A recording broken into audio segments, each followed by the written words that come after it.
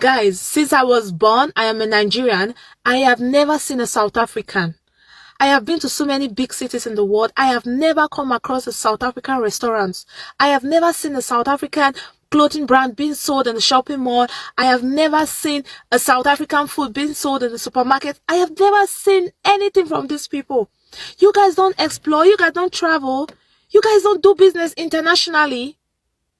All through my university days, from friends, Romo, and everybody, none of us have ever had a South African coursemate. You guys don't school abroad.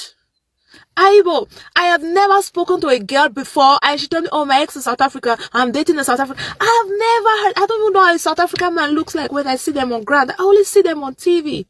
Yes, their music travel far, but these people don't travel. Aibo, we're on that day. So I met a few African migrants in Chicago, and they asked me that I'm probably one of the only South Africans that they have ever met in the US. Why is it that South Africans do not emigrate?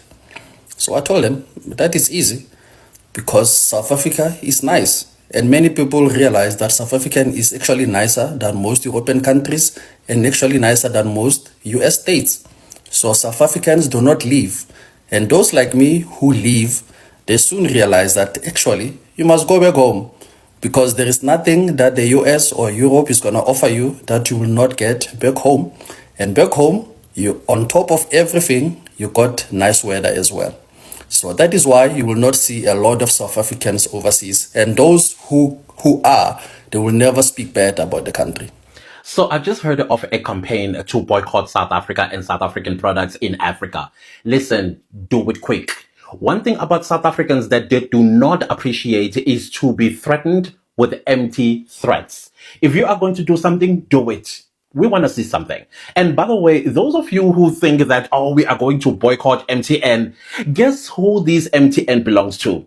Yeah, your favorite president, Cyril Ramaphosa. It doesn't belong to us. So do as you please with it. Oh, by the way, the ShopRite that you say you want to boycott and all of that stuff, it does not belong to us. Guess who it belongs to? Yeah, your favorite people.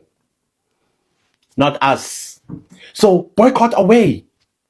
And if you think for 1 second that we are going to stop our campaign on restoring the good reputation of our country, our sovereignty, our safety, and the future of this country, of our children, because you came to South Africa with nefarious ideas and plans, we are still pushing ahead.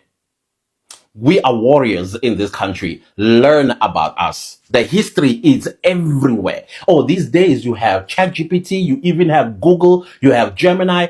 Ask them one thing about South Africans. Just ask one word. And you know what the word is going to be? Resilient. The people of South Africa are resilient. So if you want to take on resilient people and think because you are going to boycott this and boycott that and boycott that, you need to learn about our economy and the structure of our economy. It doesn't touch us even in a bit. The people that you want to punish, you will not be punishing them. You'll be punishing your favorites. Yeah, the people that you are up in their buttholes where the sun don't shine. So don't threaten us. Do it. You are cowards. That's why you're making these threats on social media. The least that you can do when you wake up tomorrow morning is to not go support a South African product. I want to see something. And then South Africans, I'm glad that you know yourselves. I mean, we do know ourselves. Every time when they throw the word illiterate, they say South Africans are illiterate. We have the best of the best education on the African continent. I think we rank number 2. And our population, highly educated, from basic education all the way to tertiary education, including expertise. Some of these expertise, we offer them to these very ingredients of people that think they are going to manipulate us with things that don't exist. You help nothing during the days of apartheid. And let's let this one lie. These are the African countries that help South Africa. Angola, Tanzania, Kenya, Zambia, Malawi, Botswana, Mozambique. These are the countries that are enshrined in our history books. Nigeria does not feature there, or Zimbabwe for that matter. As a matter of fact, Zimbabwe, the way it's featured as a coward. Yeah. That's why they ran all here, because they are afraid of an old weight. Both Nigeria and Zimbabweans are afraid of old men. Old men. And then they turn around and say, we are uneducated. What universities that are ranked at least in the top 3 from Zimbabwe? From Nigeria? Top 3. And I can tell you the top 3 positions is South Africa. The top 5, South Africa. That also includes the educated population on the African continent. We are in the top, well, let's say top 5, top 3, and top 2. Where's Nigeria? Where is Zimbabwe? The delusion that you guys live in it needs to be studied.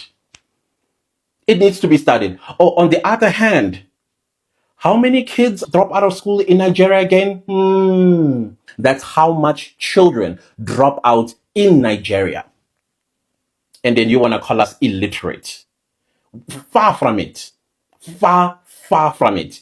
All that you have to do to prove what you want to say, look it up first, so that you don't make a complete fool of yourself. I see Americans are jumping on board and learning a lot about Nigeria, and they are disappointed in you guys. All big mouth, but little tingling dings. There's a dead body lying in Lagos for the past 24 hours. Where are your ambulance? Why everybody just keep passing it as if they don't see a dead body in the pavement of Lagos, in the city? Right across the road from the body is a police station. So guys, it's currently, what's the time? It's like 10, almost 10:30, it's 10:27. I got to work around 7:40 something. And this body is still lying on the road. This is like over 3 hours later. The emergency services I called 3 hours ago, someone called me back to ask me if I confirmed if it was an animal and not a human being. How the fuck would I mistake an animal and a human being? How? How do I not know the difference between an animal and a human being? And they said, fine, they're going to send somebody. It's 10:30. They've not sent anybody. The body is still lying there. People are still passing by. And guess what? I'm understanding that people are scared to call because they will think that they had something to do with it. Because the first person I called was asking me what my name was. And can they still reach me? They want to see me. What do you want to see me for? Namikilam? Like, I'm tired of saying how much I hate this country, so I just want. But it's 10:30 something, and this body is still here. And I'm sure by the time I leave this office and come back by 5 o'clock, it will most likely still be there. Mind you, in all of this, road safety office is just across the road. Like, it's literally across the road from this place. And the authorities will say that they are not aware that something like this is happening. Nigeria is a big fucking joke. I say this all the time. Nigeria is a joke. It's a clown show. Because what do you mean that this person has been lying down the road for hours? And God knows that. I'm sure that this person was here long before I saw it. I'm sure this has happened probably at night or in the morning or in the early hours of the morning. And nobody has done anything about it. I'm sure someone must have reported, or someone must have, some level of police must have seen it, because earlier I saw a Hilux car come here. They looked at it and they moved away. I'm sure they would have seen it, and they're doing nothing about it.